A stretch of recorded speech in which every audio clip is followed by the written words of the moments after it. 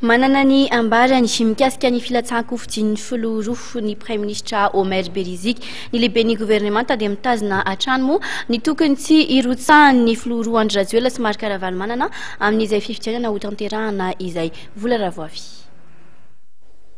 Amin'ny maha-olom-pirenena azy dia mitazona hatrany ny hevitra ny tokony tsy irotsahan'ny filoha teo aloha Marc Ravalomanana sy ny filohan-teteza mita Andry Rajoelina amin'ny fifidianana amin'ny Premier ministre Omer Berizik. Araka ny fanazavana izay nentiny tamin'ny mpanohy gazety androany teny amin'ny lapan'ny antenimieram-pirenena Tsimbazaza.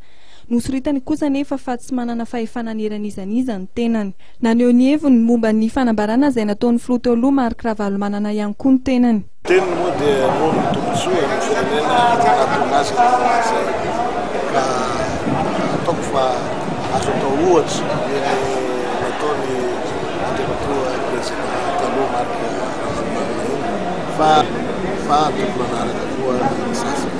Zay zany ny fiheverako amin'ny maha-olom-pirenena mbola fa tsy hoe amin'ny maha-Premier ministre. Mikasika amin'ny fiverenan'ny filoha teo aloha Marc Ravalomanana dia toy izao ny hevitry ny Premier ministre Jean-Omer Berizik.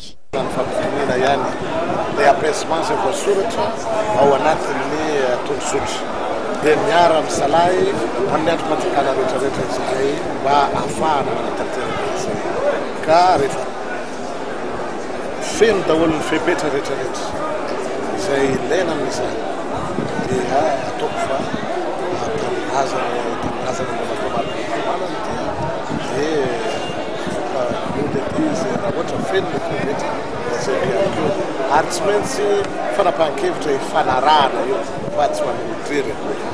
Anisan'ny nametrahany mpanohy gazety fanontaniana tamin'ny Premier ministre ihany koa ny antony tsy nahatongavany teny amin'ny lanonana izay notanterahana teny Tsonjombe ny talata lasa teo. Araka ny fanazavana nentin'ny Premier ministre fa noho ny fanajanany tokony ho Premier ministre tsy mitanila azy no tsy nahatongavany teny.